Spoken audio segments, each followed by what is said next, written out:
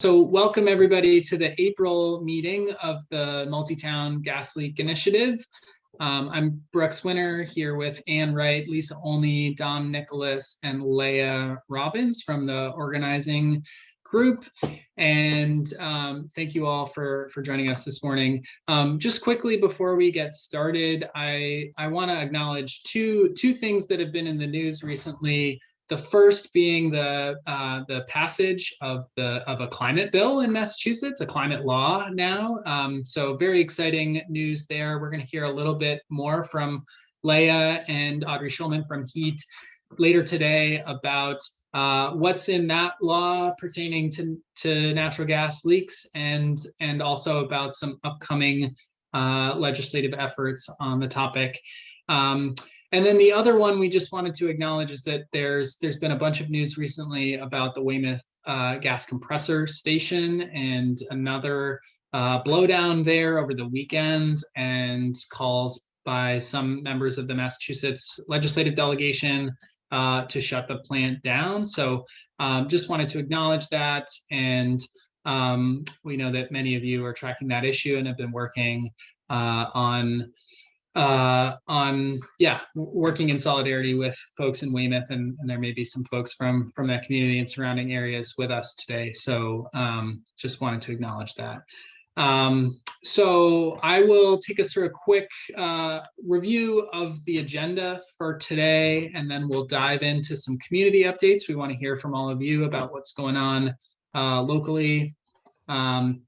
So just as a refresher, there are some new names and new faces, and it's a different group every time. So this is the group. At this point, I think we're upwards of 30 or 40 participating communities in the Multi-Town Gas Leaks Initiative.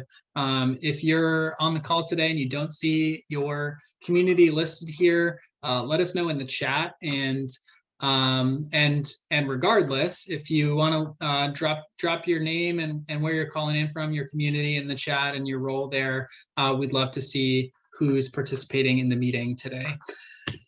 So here's our agenda. We're gonna, as I said, we're gonna go through those community updates and hear from folks on the ground, and then turn it over to Leah and Audrey for that legislative update, and then Dom Nicholas from HEAT and a number of other folks have been working on a gas leaks scorecard that's going to help us track the data that the National Grid and other gas companies are reporting on a quarterly basis, and basically see if they're making progress, and see if our advocacy is working to accelerate the pace of change there. So we're really looking forward to getting your feedback on that scorecard tool, and that's something that there was a lot of interest in at our last meeting back in January. So looking forward to going through that with you all, and then we'll wrap up right around 12:30. So we have about 90 minutes together today. So as always, if you have questions, feel free to drop those in the chat. Good to see everybody writing in and saying where they're calling in from. So I think with that, I'm going to stop sharing my screen and turn it over to Ann Wright to take us through the community updates. Hi, everybody. Ann Wright. I live in Arlington. And we're going to do 3 community updates, Arlington, Marblehead, and Newton, as far as I know. Those are who have come forward with some updates. Then Dom is going to talk about a little update on the mapping work he's done.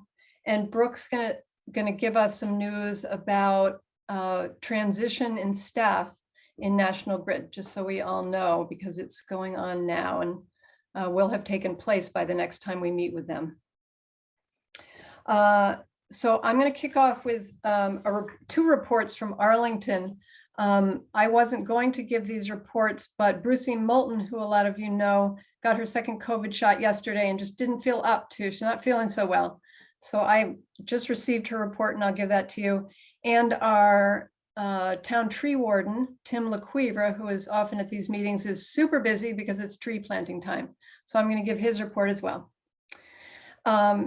Tim's report he suggests that every community places a value on public shade trees. If a gas leak is detected by a tree that's dead or in decline, you can fill out a claim form on the National Grid website and submit it. We in Arlington have received over $16,000 in damages. We have a 375 per dBH inch rate for damages. And that's like breast height, I just learned. That's how they measure it in the tree world. But Tim says that when he submits a claim, he's looking for 100 cents on the dollar. And recently, National Grid's arborist offered him 25 to 10 cents on the dollar, which outraged him and insulted him. And so he is in the process of negotiating, and he says he's willing to negotiate 50 to 60 cents on the dollar, much more reasonable. Finally, he's working with Dan from Bedford, Lily Lombard from Western Massachusetts, and Bob Ackley on a document on protocol for municipal action on gas leaks affecting urban trees. Maybe some of you are in that subgroup. They have a draft and would love feedback and input from other people. Now I'll move on to Brucey Moulton's report, basically to say that we have an updated gas leaks webpage on our town website. I can share my screen to show it to you as I say a little bit more about it. Here we go, I think. No, that doesn't do it. Let's see.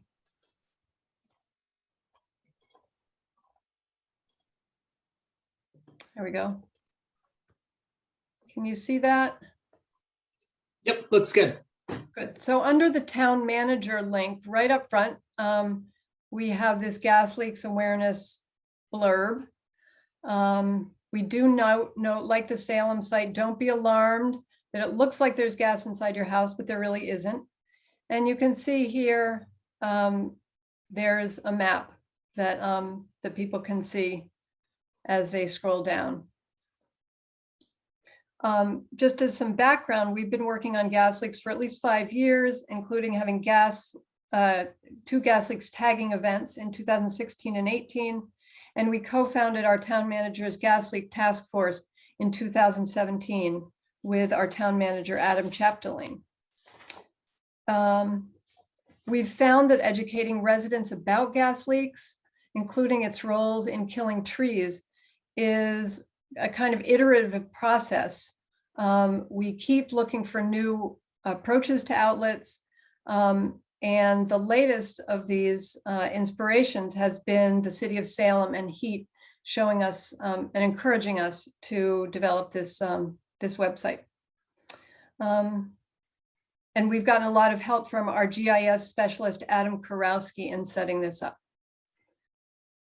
So any questions, I can put my email in the, or Brucey's email in the chat. Feel free to ask us questions. Now let me hand it over to Newton. Anybody from Newton who would like to report? Does Deb Crosley want to go first? Deb, are you here? Deb, City Councilor. Oh, I can go first. I'm speaking from the point of view of a citizen advocate.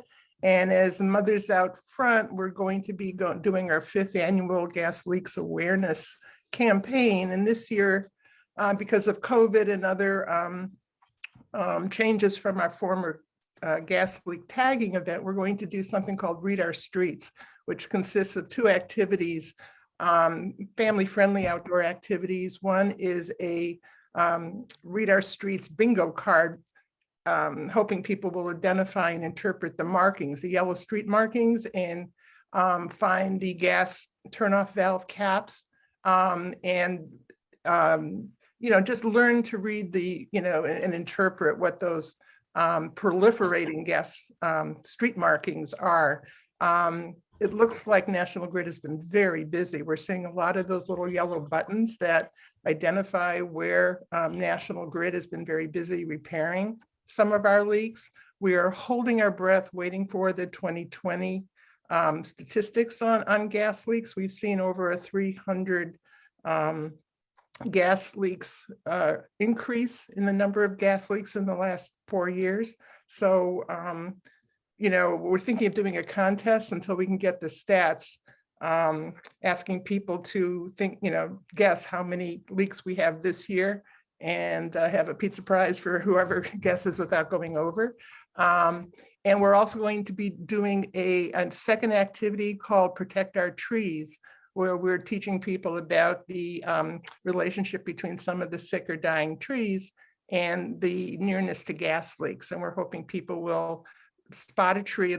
This is a May 2nd event, and look on the gas leak map that HEAT does and see if there's a identified leak, if not, to report it. And we're going to tell people about the gas leak damage report forms, so that we're hoping just to raise awareness and engagement for knowing about our gas leaks and about the gas leak safety bill, and just have a good family day. Is Deb there? Does she want to add anything? We did get the DPW report on gas leaks, but it was indecipherable. Again, we couldn't manage the I couldn't manage the spreadsheet to extract the Newton details. So we rely pretty heavily on HEAT to give us the map that we share with our neighbors. Ellie, this is Dom. I am literally working on that map and data today. So look out in the next day or two, I hope, if we are able to finish it. We're going to do a full court press on it. So can I also enter that competition? I don't know. I mean, we were thinking of it as a Newton engagement, but I'm kidding, because I know the numbers. We'd love to see it work. And we started off with the Worcester, gas leak detective concept, and we've strayed pretty much from the original work that they did. But they were truly inspiring, as was the Canary Trees project out in Acton. So it was a real sense of collective, inspiration and commitment to trying to raise awareness of the gas leaks. But I think Newton certainly has more than, per square foot than almost any other community. So it's something we are excited to be doing. Thanks. Thanks, Ellie. Thanks, Ellie. Deb, do you want to give an update, or Deb may be attending to something else. I chatted her and she isn't. So why don't you go ahead, Brooks? I'm here. Oh, okay, great. Sorry, I am distracted. I have multitasking. I apologize. So Ellie gave an update on the gas leak situation. Are you interested in other efforts that are underway? Like our electrification home rule petition, for example? If you want to mention that briefly, sure. Because so we're very aware that 3 communities now have submitted a request for a home rule petition to the legislature, leading with Brookline and then Arlington and Lexington. We are in process. We're moving ahead. We have drafted a home rule petition request. It's currently being reviewed by our law department.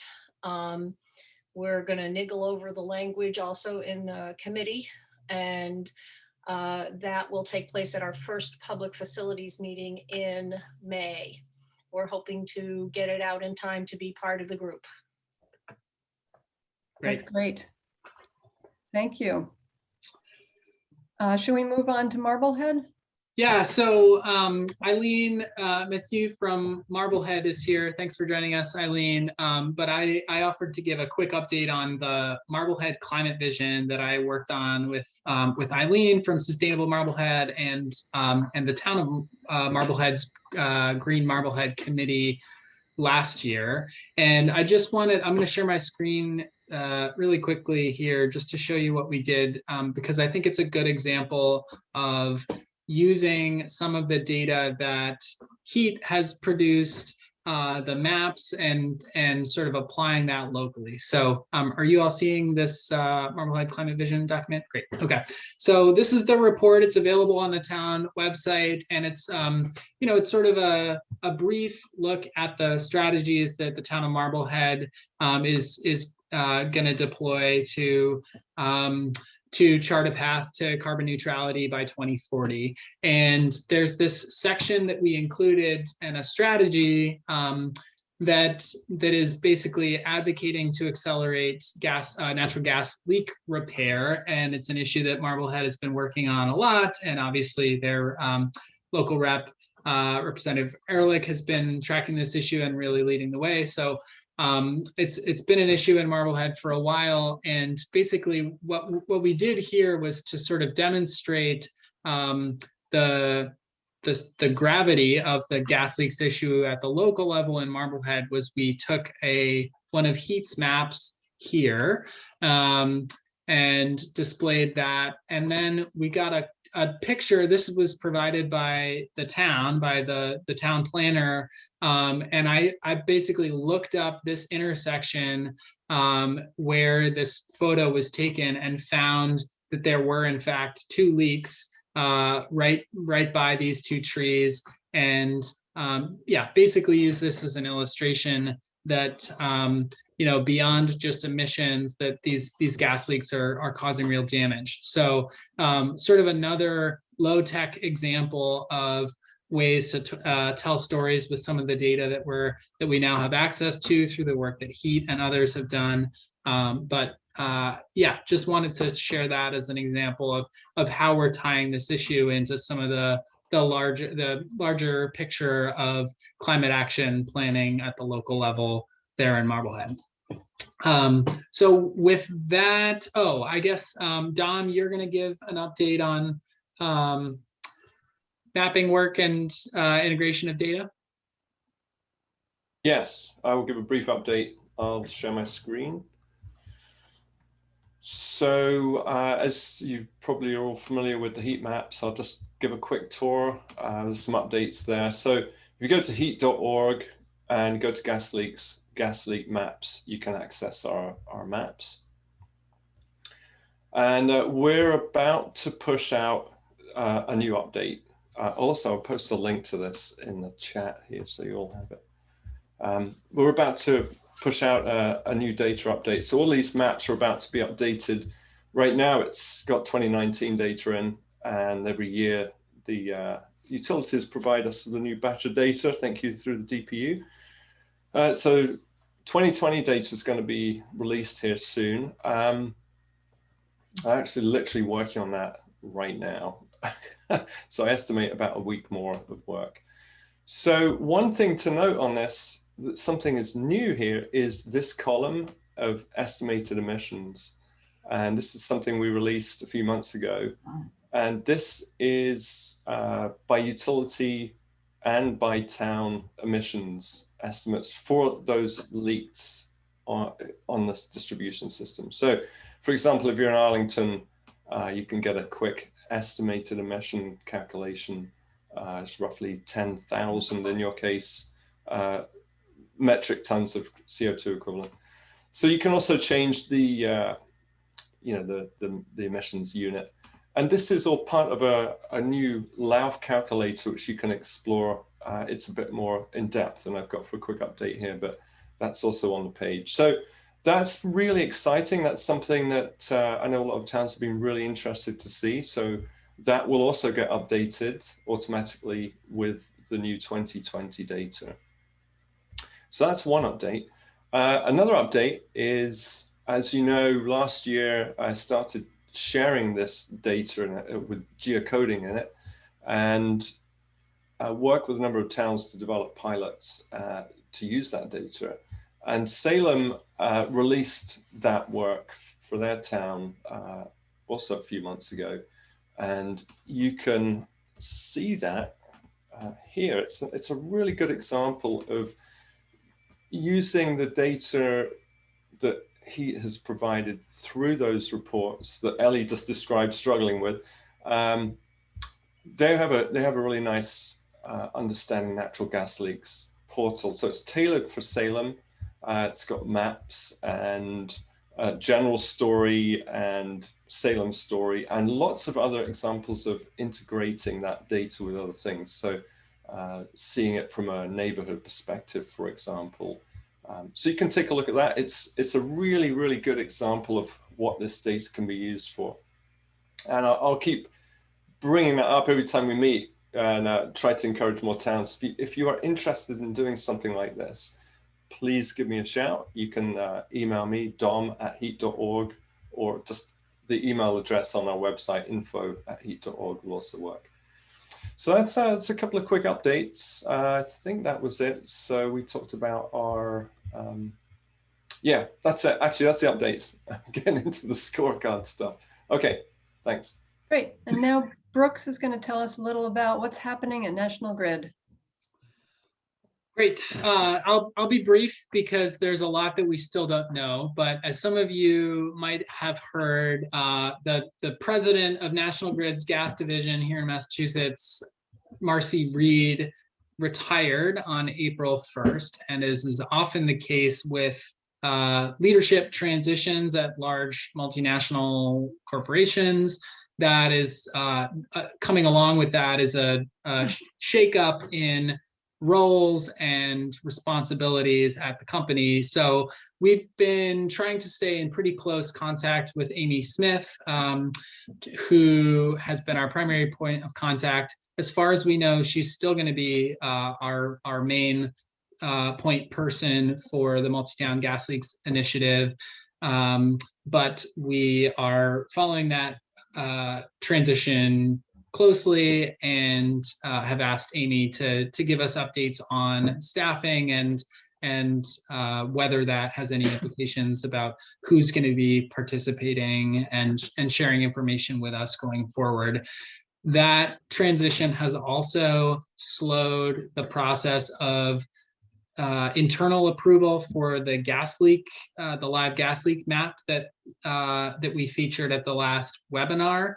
So we were disappointed to hear that. We were really looking forward to having that launch. And I think at our webinar in February, the timeline for that seemed like it was going to be a matter of weeks, not a matter of months. And now we're not sure when that's going to be going live, but we're hoping to be able to share that with you. Our next quarterly webinar is in May, and we certainly expect that it will be live by then, but that's another issue that we're tracking, and we've been trying to encourage them to expedite that process so that we can start using the map and the other resources that they talked about going forward. So stay tuned for more there, but that's the update from National Grid, and we hope to hear more from them at the May webinar. So with that, we're right on time for our agenda. With that, I'll turn it over to Leah to take us through the legislative update. Awesome. Okay, let me share my screen. 1 second. Can you guys see my screen okay? Yep. All right. Let's do slideshow version. Okay, great. So I'm going to walk through some of the provisions in the climate law that was signed. We talked about this a little bit at the last meeting, but I just wanted to give a little more color and detail. And then Audrey will talk a little bit about some of the pieces that are coming next, and we'll continue the conversation at future meetings because I know there's a number of different bills that groups are tracking. And I'll do like a on one foot what happens with the legislative cycle because we're at the beginning of the session of the 2-year legislative term. And I know many of the folks on this call are old pros, but because making sure our leadership knows sort of what a lot of our priorities are is something we've talked about as a group. I just want to make sure we all have some of the tools, and always glad to talk way more in detail. So just very briefly, MAPC, where I work in Brooksworks, we're the regional planning agency for the 101 cities and towns of Metro Boston. We are one of 13 regional planning agencies across the state. We work really closely with our sister agencies, and we do a number of technical assistance work and deep dives with communities. Oh, the font looks really different than it did on my screen earlier. Okay, sorry for like the huge block of words. These are 7 of the major topics that I hear talked about a lot in the press with the bill. One is that we've reset our target for net zero emissions by 2050. We had been 80%. This aligns us with the best science that's out there right now. We've got interim targets. We have to work backwards from there. So we're making sure we're targeting the most efficient ways forward as a state.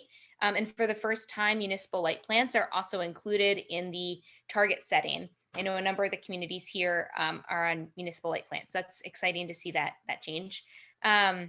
There's a lot of increases in the amount of clean energy that the state is bringing in. So both the purchase of offshore wind, that is a huge increase. The renewable energy portfolio standard is increased. So I think we're hitting, oh gosh, I don't remember the exact percentage of what we're hitting by 2040, but we're significantly increasing it. I think it's to 3% each year as an increase. And then there are a number of changes to the solar incentive program to make it more available to low-income individuals and to nonprofits that are coming together and bringing larger groups together. Environmental justice was added in as a definition for the first time in statute of Massachusetts. This is huge. It also establishes a number of requirements for how communities and developers work together when there is energy plants being put into communities, when there's major polluting happening. There's all changes to the MEPA statute. So for particularly large developments, but there are huge implications for how these processes and definitions could be used in the future. Appliance efficiency standards, this is for energy and for water, were also enacted. This is for, I think, 19 different categories of appliances. This follows the California statute. We're not breaking new ground, but we're sort of following in California's lead as we have been in the past, which is very, very exciting.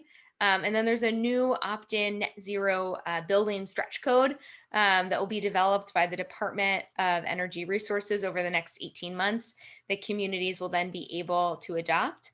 And then there's funding for green energy that moves over to Mass CEC to really make sure that we are building that infrastructure of people that are interested and able to do the work that we know we need to move off of fossil fuels. And then there are a number of pieces on gas safety that I'm going to go into very quickly.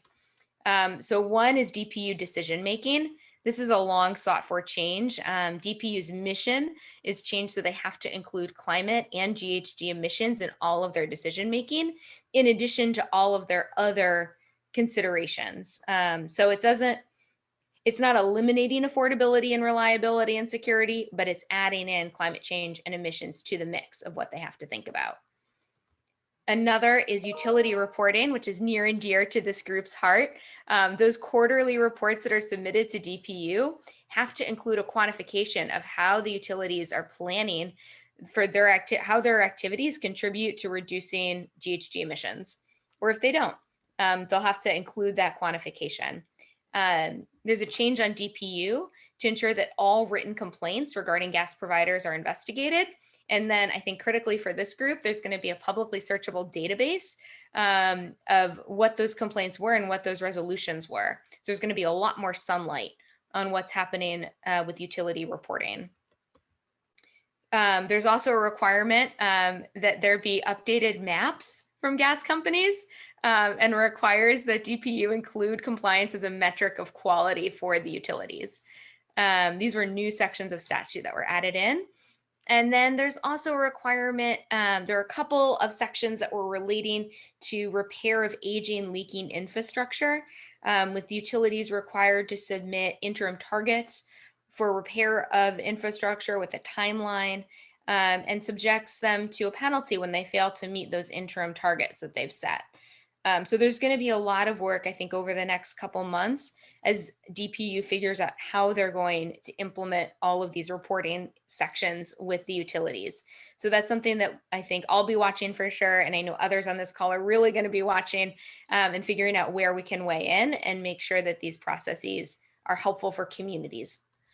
There's There's also a number of pieces around innovation, with the Renewable Energy Trust being allowed to fund research, design, and evaluation of projects that promote energy innovation. So more explicitly expanding their scope of how those trust funds can be used. And the one near and dear to my heart is allowing utilities to pilot renewable scale thermal technology. So these are really exciting to have updated. These are huge wins that are thanks to a number of folks on this call and in other organizations too. The other one is aligning mass save incentives. Right now with mass save, the utilities can get credit for shifting consumers to more energy efficient but still fossil fuel based systems.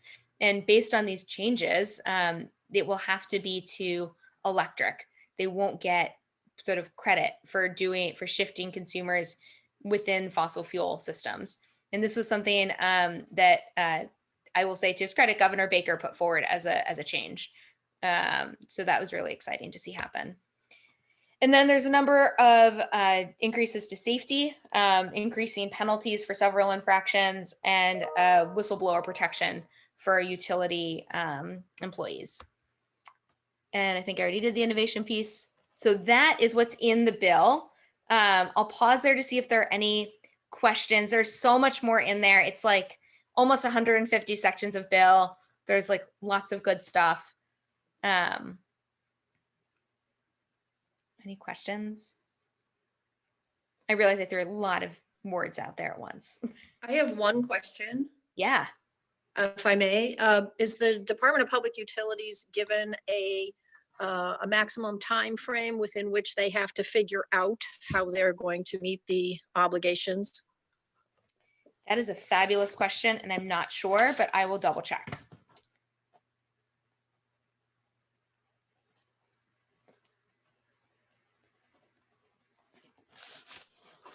I have a question, which is Yeah. that in the last slide, the very bottom, you said something, it says something about mass CEC and heat pump.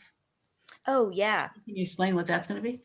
Yeah, Mass CEC is required, not allowed, but required to set up a program for heat pumps to do some funding of that technology. I'm not sure exactly how that's going to work. I think they're still figuring it out too. But I expect that's something that I expect will come online pretty soon. I can get more details on that. Yeah, Faye. Can you explain a little more about the EJ definitions? Because when I look at the different cities and towns, I get confused about, a lot of it is surprising to me, the numbers. So do you know how they're going to redo? Are they going to redo the definitions, or are they going to keep the ones that they have? What do you? I missed the first part of your question. Sorry, my computer audio went funny there.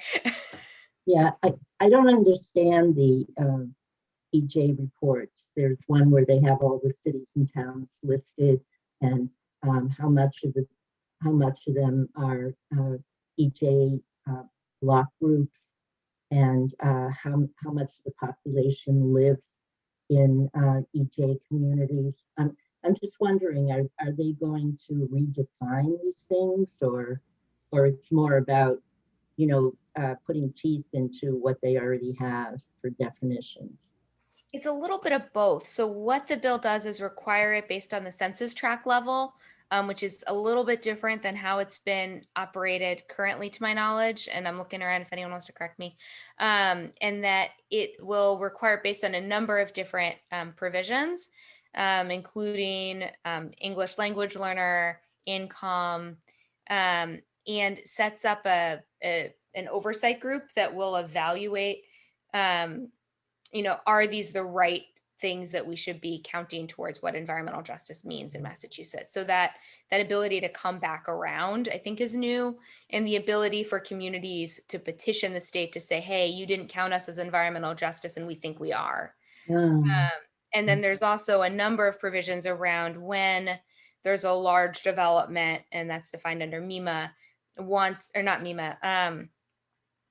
I'll remember the acronym in a few minutes, when they want to come in, sort of what that process needs to be and the kind of outreach that's required from the state to get input back from the residents. So there are a couple different provisions, and I can add into the chat. There's some great material from CLF about what these changes are. I can drop it. Oh, thank you. Thank you. Sure. I see. Leah? Yep. Hi, how's it going? Great.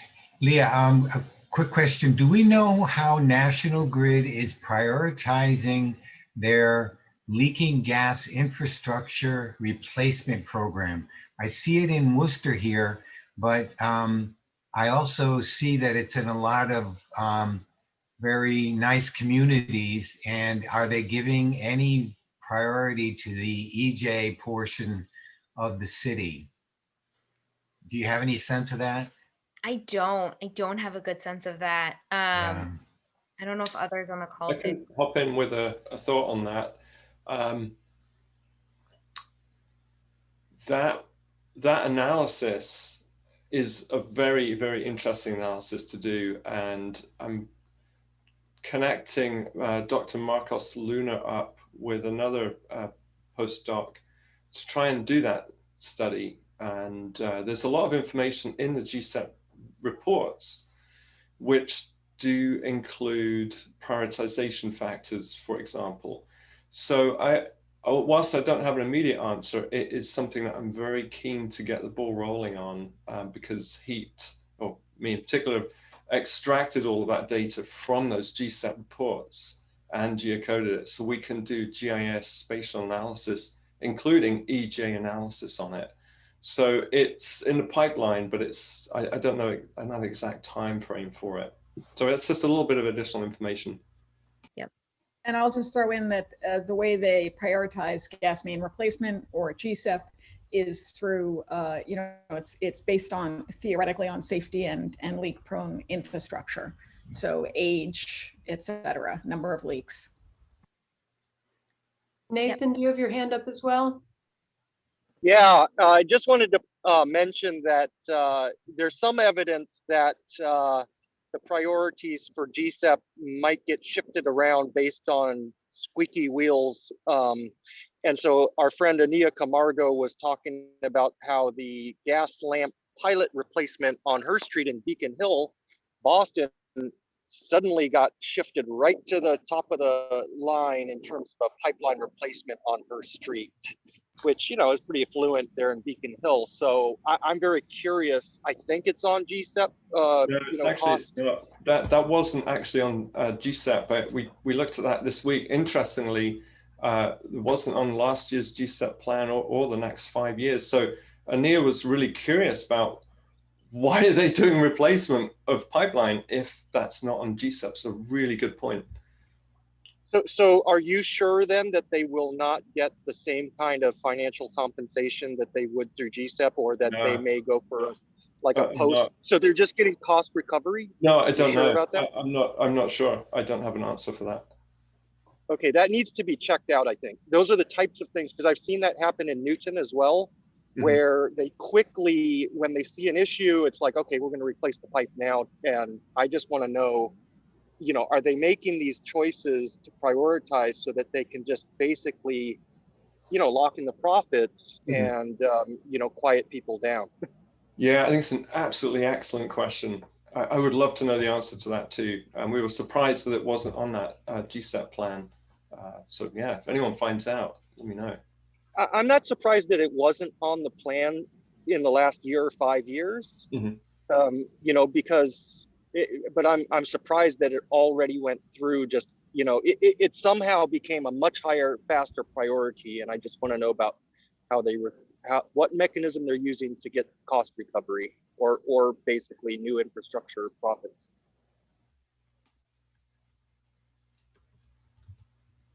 So Leah, do you want to toss it over to Audrey?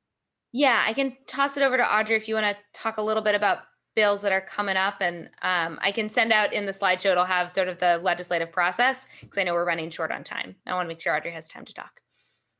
Okay, so I haven't done this talk before, and I just made the presentation. So tell me If you have any thoughts about how I could improve this, please tell me.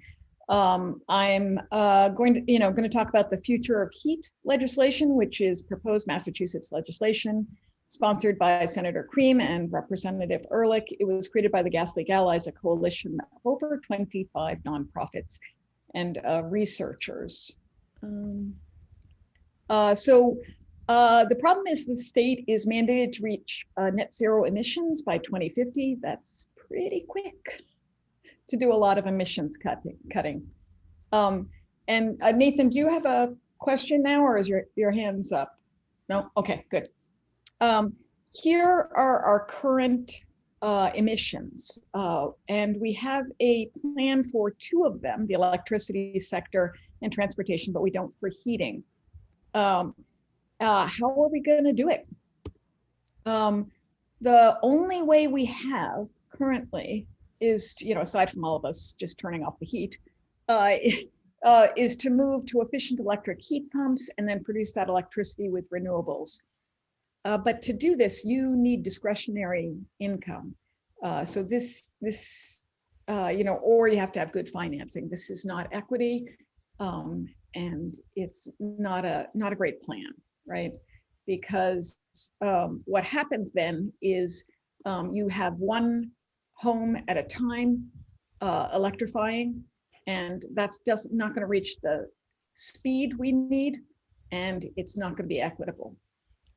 Hold on, let me see if I can do this. There we go.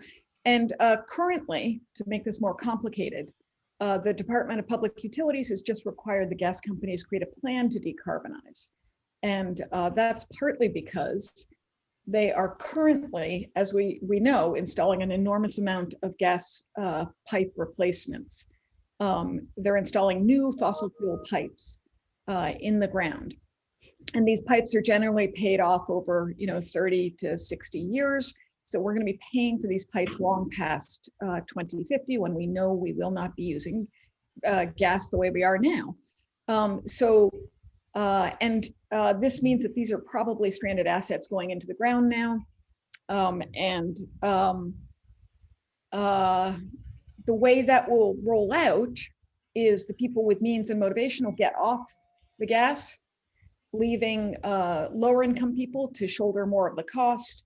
And that will accelerate the spiral, because then whoever can will get off because the cost is going higher. And then that's going to accelerate the cost more, the fixed costs being on fewer and fewer people, until the only people left are those who cannot afford a new heating system. That is also not an equitable way to move to renewables. And I want to make clear that all of these are work sites, right, of the gas main replacement. Sorry if I didn't say that. So the bill has some simple concepts. One, the gas companies cannot depreciate gas infrastructure past 2050, because we're not going to be using it past 2050. But they can, for the first time, sell heat and not just gas. This allows them to make that heating or cooling with and put it into water and pipe the water to our homes. And that way we can have it sourced from renewable energy delivered to our homes. And you can, in the bill, depreciate renewable infrastructure past 2050. And also you can securitize the cost of that renewable infrastructure. And that's confusing, so I'm going to explain securitization quickly.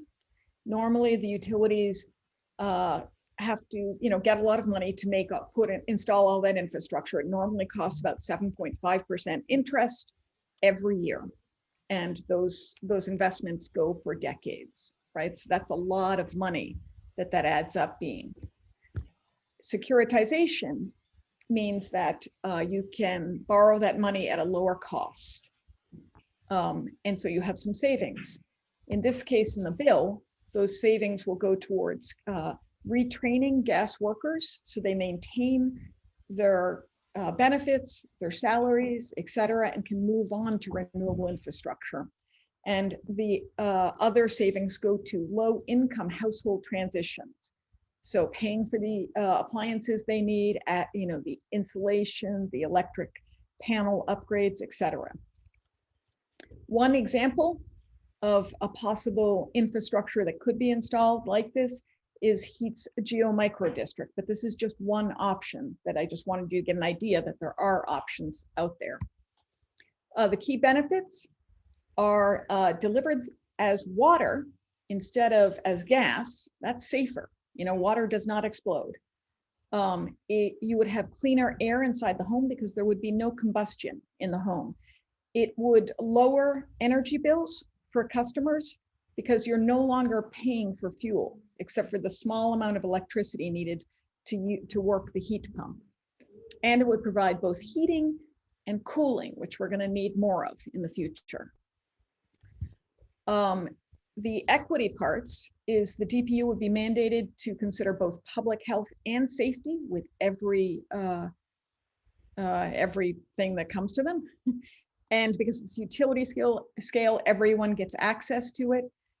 Because the low-income homes get paid, their transition gets paid for, and there would be no stranded assets on the backs of the low income.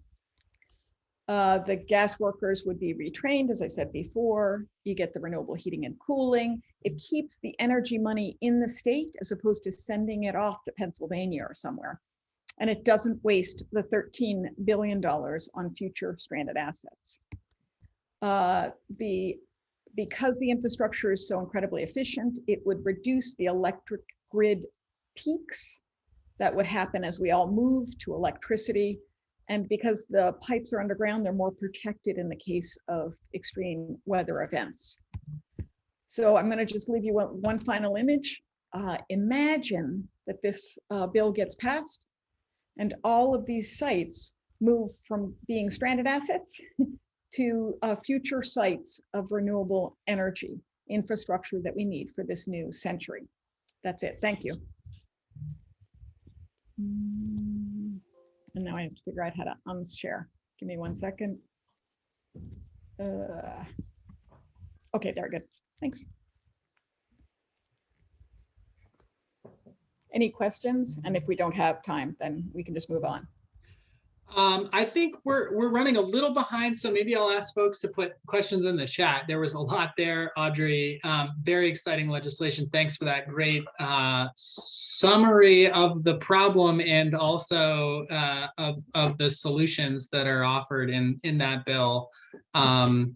So yeah, I would suggest folks put questions in the chat, and Audrey, if you can answer those as Dom goes through his scorecard review, that would be great. But with that, I'll turn it over to Dom from Heat to give you guys a sneak peek of the scorecard that we've been working on and to get some of your feedback. Yeah, thanks very much. So we have been working on a scorecard. It's a tool for allowing us to get an insight or a snapshot in time of the gas utilities performance. And first of all, I do want to give a shout out and recognize Lee Humphreys and other members of the Gas Leaks Allies for their previous work on scorecards. So this is intended to continue building off of that work. So what I'm going to do is I'll walk through a demonstration. This is a work in progress. It's not finished. I need to check some of the calculations, but I do want to just share it with you so I can get some of your input of members here today, especially do you think this is useful? What would be more useful?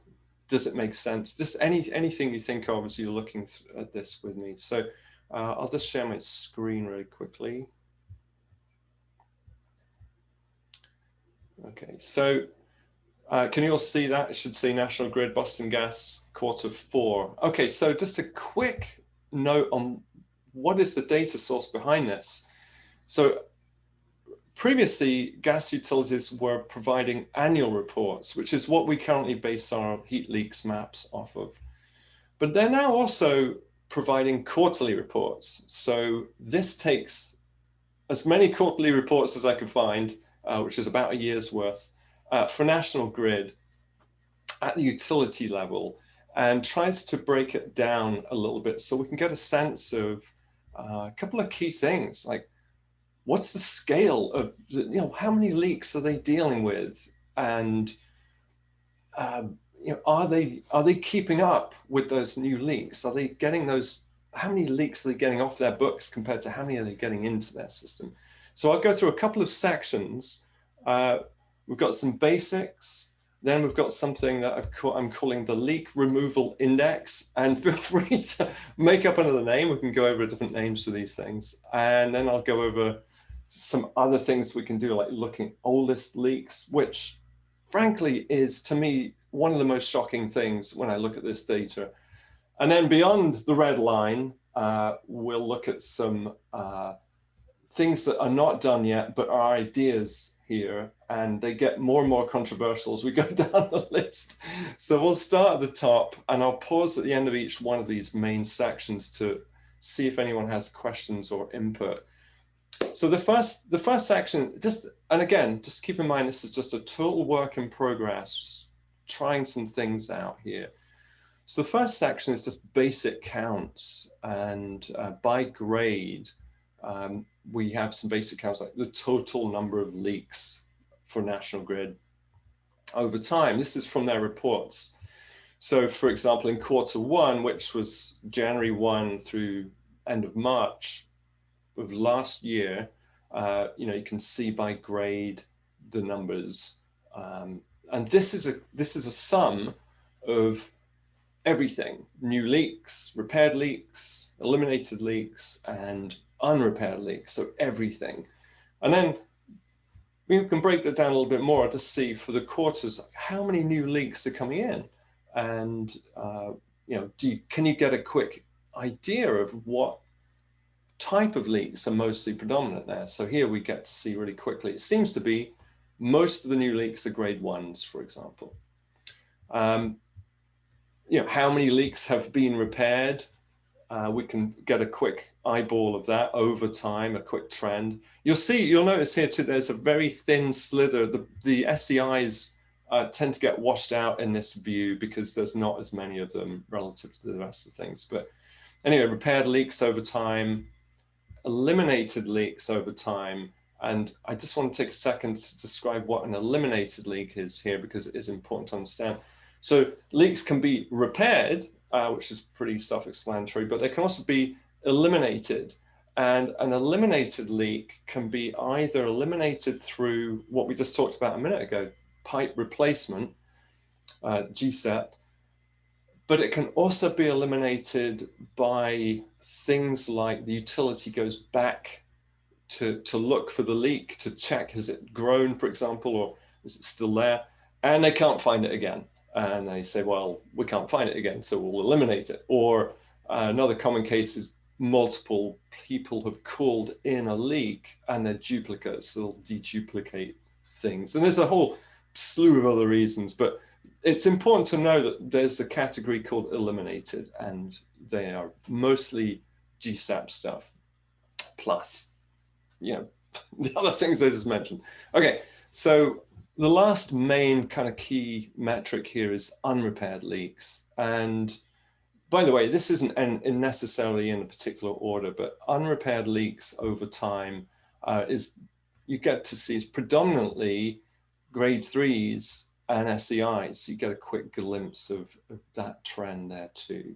So those are the overall count metrics. And I will talk about this leak index the removal index in a second, but I want to pause there just to throw it out there. Is this something that towns might find useful? Does it make sense? Any questions?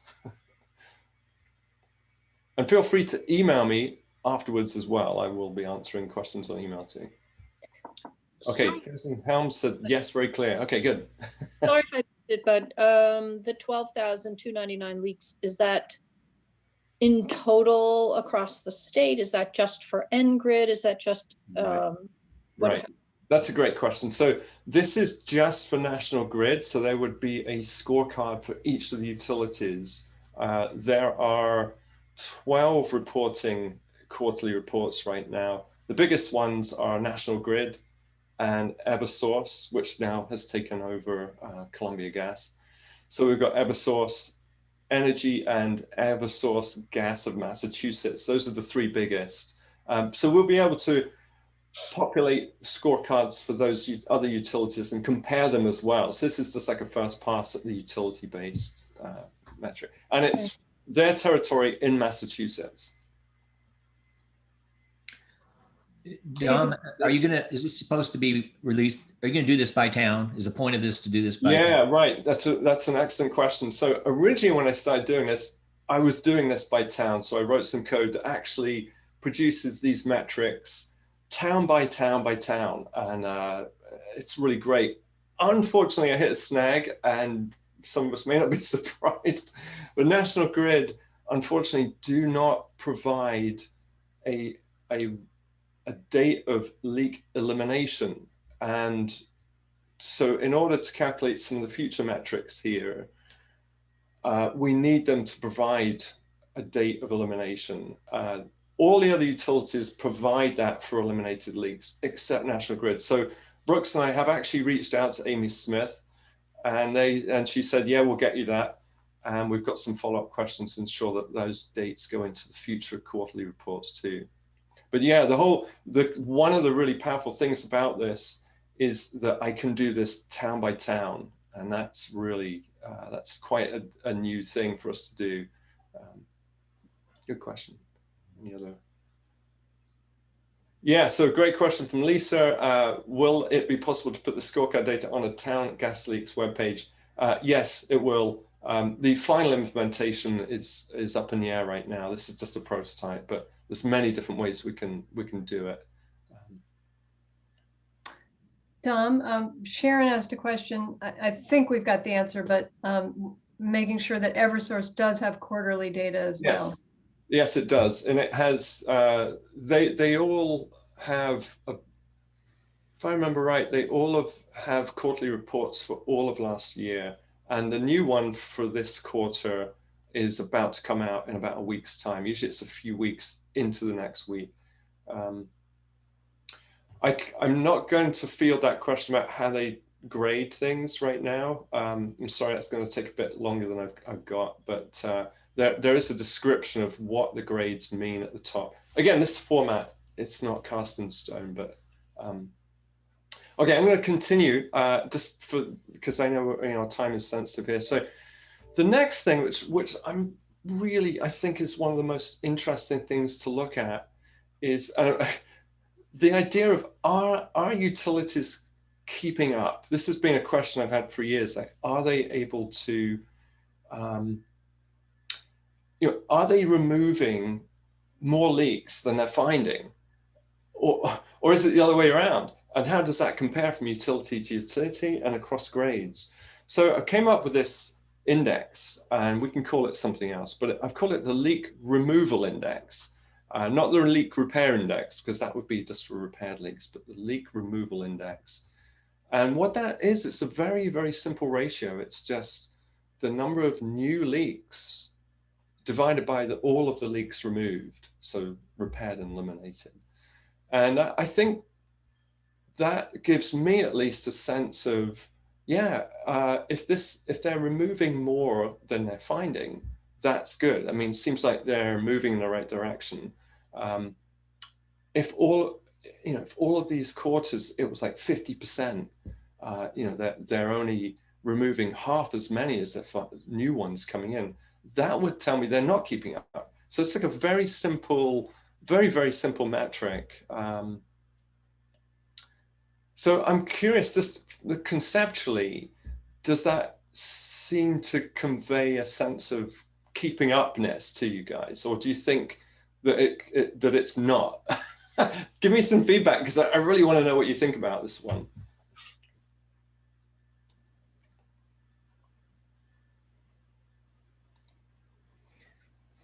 David. Yeah.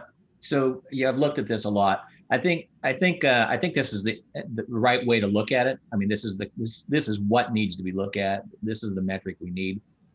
It's really that as you mentioned earlier, most of the new leaks are like grade 1s or grade 2s. And so what you see is a vast amount of activity discovering grade 1 and grade 2 leaks, the dangerous leaks, and then a great amount of activity fixing those leaks since that's required by law.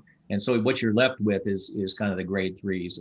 Yeah. But that's scary to me. I mean, the idea that new leaks would be, 75% the dangerous leaks is something that I think I don't know how you fold that in, but it's not just that a leak was discovered and a leak was repaired, but that the activity is really around dangerous leaks.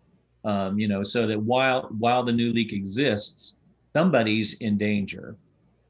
Yeah, and that is something that we were discussing yesterday, that just the sheer number of grade 1 leaks in the system being discovered per quarter was in itself pretty surprising. I mean, I'm not sure if that's addressing what you're saying as well there, David, but yeah, I don't know that it would change what your percentage ratio thing here, but maybe it's another view of it that we would. Yeah, well, let's look at it. So I did break it down by grades as well. So as a test, let's see, grade 1s, you'd expect that index to be 100%. They are exactly keeping up. So, they have to repair those very quickly. And so I wasn't surprised to see, that there is a quarter 2, they were lagging all across the whole system here. They had a low removal index across all of the grades, actually. If you look at it, grade 2, they seem to be really focused on being on top of grade 2s. Grade 3s, they were actually on overall for this last quarter, they were on top of it, but for the previous quarters, they were really lagging. And I would like to imagine in my fantasy world, that's because of the work we've been doing and putting pressure on. But I don't know, it's probably stretching the truth here. SEIs, this index becomes more sensitive because there are just less of those in these quarters. So they're still figuring out how to identify them properly using leak extent methods. So that we see a bit more turbulence in there, if you like. Like in the last quarter, they only found 1, but they claim they fixed 33. So, still worth looking at, I think. So that's the leak index. I'd love to hear what other people think about this. Ellie. Ellie. Okay, was there any way of capturing the changes, like when a 3 becomes a 1 or a 2 becomes a 1, especially after a hard winter where the thawing and the freezing dynamic can create more changes in the extent of the leak? Because that to me is always kind of in the back of my mind when I that's a good question. They do report the changes of grades, and you can analyze that. That would be an interesting one to look at. Is that a result of monitoring or of people calling in that they're bothered by a leak? Because we've had calls from people saying, I'm reporting the leak and nobody ever does anything, or they feel like it's not a responsive system. Yeah, I mean, I think there's a couple of issues in there to untangle, but the changing of grades, they regularly, they go out and they survey things. They have special winter surveys as well, but they're continually surveying. And if they find the conditions have changed, that they need to change the grade, they will change it. And they, you can see some leaks grades changing in the reports over time. Oh. That would be an interesting one to add to this. I'm kind of curious what that looks like. Like, are things getting more dangerous or not? Are they getting less dangerous? It'd be really good to see that. I'm sorry, I'm going quickly, but I want to be sensitive to time. Eileen, you had a question. Yeah, I just want to ask this is all fascinating, but what I worry a little bit is, if I understand, it seems to me that those of us that are worried about the gas leaks that are killing trees, it's pretty reassuring to show that when they find the grade 1s, they fix the grade 1s, and one would hope so. And that's why, luckily, we don't have too many buildings exploding. Right? I mean, so that grade 1 looks pretty good, because it should. I mean, those are the dangerous high grade. But the point is, I think it almost falsely, you're like, oh, wow, look what a great job they're doing. But it's like, well, isn't what we're worried about as an organization the quiet, slow, ones that are, that's what we want to see them get moving on, and that seem to be getting ignored. And if you look at your total, if they have 12,000 leaks listed and they've repaired 1,000, you know what I mean? It's like those other, and you said something, I think you're going to show us later, some that have lasted a long time, but that's the danger. So somehow you have to be a little careful how you present that data, because the danger to our environment and our trees is those slow, quiet ones. So I'm sure you will, but I just wanted to point that out. Yeah, no, it's a good point. And I think, you know, what I see when I look at these, the total, you know, the big volume of leaks is in the grade 3s, where, you know, as David said, there's less, you know, I mean, there's regulations, but they don't have to fix them immediately or within a year. You know, they've got a certain amount of time that's a lot longer to fix those grade 3s in. But yes, I got to think about it. I think it's a good point. I don't want to give the wrong impression with these metrics. So that's really important. I think if you look at them together, you get a sense of where the bulk is. You get a sense of which ones they're focusing on. And then you get a sense of the ones that they are focusing on, you know, how are they doing? Are they on top of them or not? So, yeah. I'm sorry, I can't raise my hand. I have a question. May I? Oh, please. Yeah, please. Go ahead. So it's always been curious to me what it means to repair a leak. Clearly, if the pipe is being replaced with plastic pipe, which is the least leak-prone pipe, you're repairing something on a relatively more permanent basis. But there are other so-called repairs that really don't fix anything. They just kick the can down the road. So I wonder, we're all aware of that in the steel and cast iron pipes, the every 12-foot joint situation. So I'm interested in this analysis, but also would like to understand it relative to the quality of the repair being done and the relative permanence of the repair being done. It might also be interesting to understand, relative to that quality, how much is this work impacting the cost of doing business and therefore the rates? So obviously a very complex problem, but as we're talking about getting off of gas and to some extent trying to substitute and how we move forward with a substitution of clean power and get off of gas, there's a cost to that. And it's very interesting in the future of heat bill to look at this, you know, I don't know what impact being allowed to depreciate or not depreciate past a certain time period. I'm not sure I understand that in terms of, it's an interesting concept, but I'm not sure I understand it in terms of the big picture. What kind of dollars is that? What kind of incentive is that? And how do you put that against the cost of maintaining the system that's in place while we're transitioning? So it might be too big of a question. It's a larger question than I can answer here without studying that question a bit more carefully, but I can answer parts of it. You know, this is a very interesting question, like showing these metrics relative to the quality of the work being done. You know, I'm about to publish the Shared Action Plan Year 1 report, which is hot on the tails of another study I did looking at the evolution of SEIs over time. Both of those found that, you know, this question of what does it mean that a leak is repaired?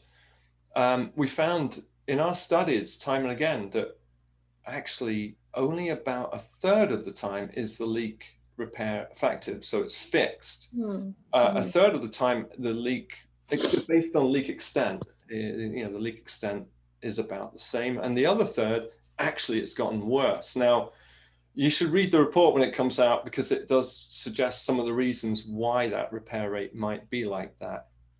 Another thought I've got, not really fully answering a question, but you know, I think one of the complexities I see is that if a leak is marked as repaired, and then another, it's not fully repaired and surveying shows it up to be a leak, does that emerge as a new leak in their system? And I think David might be able to shed some light on that, because I think it's looked more at the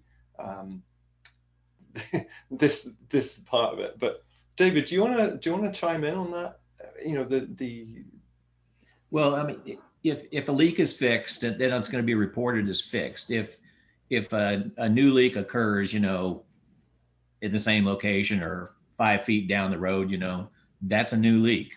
So that's part of where the activity, the spin and the flurry of busyness comes in, because I mean, if you stop up a leak, that means that the pressure increases a little further down the pipe, and something else is going to start seeping that wasn't before, which is, like you said, replacing the pipe eliminates the leak, but fixing the leak is more a question of how big is the leak, So if you have an SEI leak, you want to fix the leak just to stop the methane flow, right? That doesn't mean that there won't be a leak of some kind in that area. I think you can look back over the years. I mean, it's a continuing business of repairing the same pipes over and over and over again.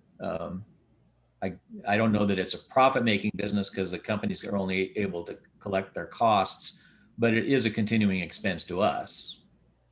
I mean, I don't know if I can answer more of it. I think it's a big question, and thanks, David, for that. I wonder if it makes us think about other key indicators that we want to include in here, even if they seem difficult.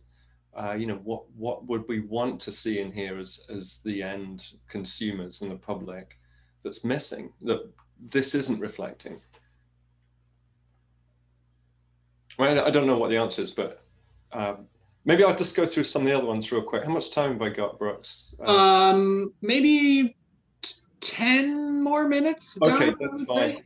I mean, I'll keep thinking about that one, Deb, but again, it's it's a really good point and a good question.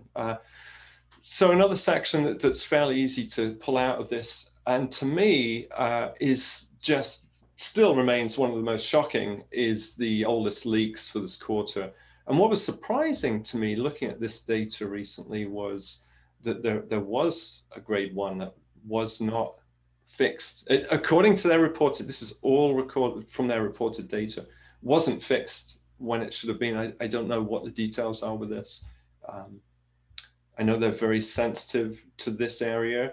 It's a serious safety issue. So it could be an error in their reporting. I don't know, but I'm just pulling the data out of the reports. So here's by grade, the oldest leaks. And what is really shocking to me is the fact that we've got a grade 3 and a grade 3 SEI that are over 30 years old. And that, if I don't take anything else away from this, it's that is the one thing that really makes me mad and is shocking. I just don't understand how that can be. So anyway, so there's this idea of oldest leaks. I think I'm just going to dip below the red line for a second here. These are ones that are not baked really yet, but in earlier scorecards that Lee's put together, that he did have a cost of repaired leaks. Now that gets a bit complex, because I don't have a straightforward way of calculating the cost of GSEP repaired leaks, and so it wouldn't be a complete picture, and I'm still looking into it. The cost of actual just the non-GSEP repaired leaks is much easier to get to, so we can get to that number. I'm just going to go through these ones in gray because it's kind of a bunch of them. Leak emissions for the quarter, we can calculate that now. So we have the lost and unaccounted for gas calculation. We can estimate, we can calculate an estimate. So that does tie into one of the earlier questions.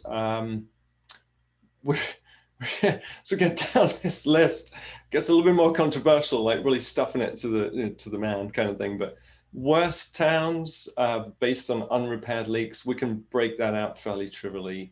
and in a number of different ways. Do we want to go there? I don't know. And probably the more controversial and more sticky and complex area is leak repair compliance. You know, I showed an example here. If this is true, that's a leak that's out of compliance legally. It's not allowed to be there. You know, it's supposed to be fixed very quickly. And similarly, this grade 2 is supposed to be fixed. I think the average is 15 months, but it's supposed to be fixed within a year.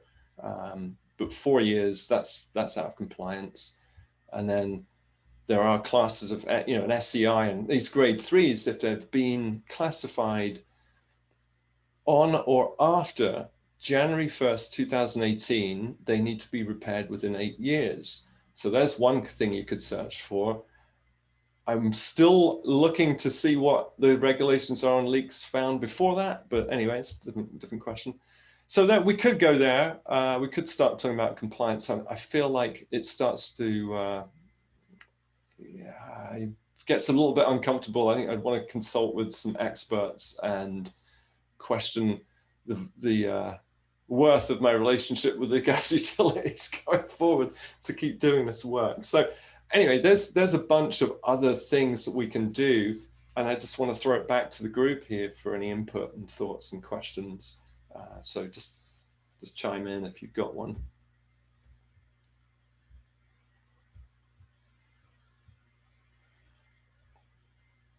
Eileen, is yours hand still up or, okay.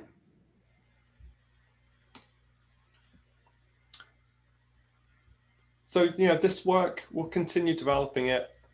And the goal is to get enough data from grid to be able to do the by town analysis too, which I think would be very nice to be able to share.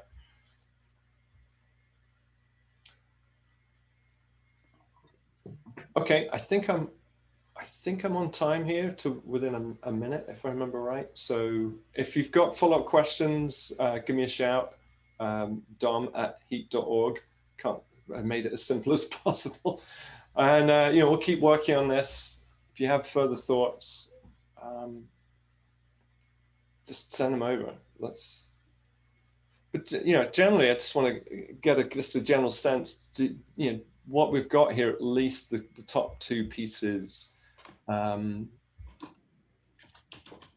It's, I think they seem reasonable, but if anyone feels like, yeah, it's giving a skewed opinion or a skewed image, like, the relative, making these relative to the quality of repair, for example, I think that's worth bringing that into this more.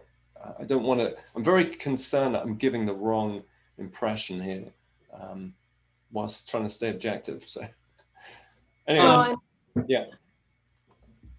Go ahead. One thing we were, sorry, go for it.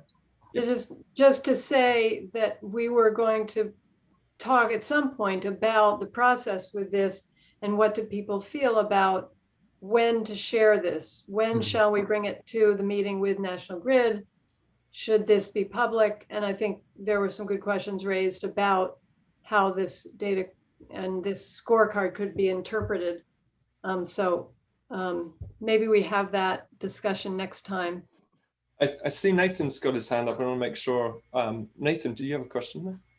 Yeah, well, first of all, this is amazing, amazing work, Dom. Awesome. And I just wanted to, I like to always point out that you and Heat do amazing work with data that I think has to be taken with a little bit of skepticism, because we routinely on the streets find a greater leak count than what the utilities report. In fact, by often a multiple. I think that's an absolutely excellent point. That needs to be included in this scorecard. That this is based on reported data. We stay in a safe as place as possible by saying that. But you're absolutely right. I mean, we're reliant on the quality they're reporting and their surveying. So there's a lot going into this. So I think these are low estimates or low numbers. And there's also latency in reporting that comes into the picture too. So there's a lot of different factors feeding into this, and I always feel like, yeah, let's take it with a grain of salt. It's probably a lot worse. Yeah, Dom, I think that's a really important point, Nathan, and I think some kind of disclaimer or description about what this is and what it's not, it would be helpful. And I think it was maybe Deb Crossley who made the point that you know, if a leak gets repaired, it may not actually stop leaking. It may just pass the leak, you know, down to the next joint in the system, and then that leak probably doesn't. That counts as a repaired leak until, you know, the neighbor next door calls in that leak that has just migrated down the system. So that also seems to be a little bit of a flaw. This is not a comprehensive look at every leak everywhere, and there may be leaks that keep recurring but don't show up from one quarter to the next unless someone has called in to report them. So yeah, I think that's maybe also in terms of the metrics that we use to track performance. It's good if National Grid is removing more leaks than they're finding, but that doesn't necessarily mean absolute progress in reducing emissions across their whole system. Ellie, anything to say there? Yeah, I just wonder if there's any way of getting a history of gas service transmission distribution lines so that we know which are the systems that are having a lot of patching work done that are really high risk, you know, so that there's some history over time, so that some systems are just more hazardous to keep hooked up to or more hazardous to link to, because there's some, like, you know, maybe they're all old cast iron, or that patching has increased the risk, the hazard from that particular distribution system. Yeah, they're generally, it's been hard to get distribution system maps. They consider it to be a security issue. Yeah, security. But we have built some maps. I know some excellent people at BU have tried to geocode maps from screenshots and PDFs, and we still don't have enough data. But I believe something that Leah was talking about earlier in the new legislation, that they are going to be required to report leak age and material. And so that if it comes through down to these reports, that's going to be huge. We've wanted to do that analysis for a long time, so we can say, oh yeah, SCIs, they tend to occur more on this kind of material, that kind of thing. But at this point, it's been challenging to get that data, Ellie. I know, and I think also from the Pipeline Safety Trust, some of the data on the kinds of pipelines that are more likely to spill or explode, some of them show that some of the newer repairs are really not, I mean, they're as likely to explode as some of the old ones because of either material, you know, deficient materials, or the quality of the, you know, it's like Weymouth, you know, did they rush the you know, building it so that there's a lot of defective parts and you know, so it's just, there was a way of mapping the age of the leaks, I don't know, and the repair, the risk reduction is the point. So sometimes, you know, to put in a geothermal system would be such a great, you know, use of resources. Anyway.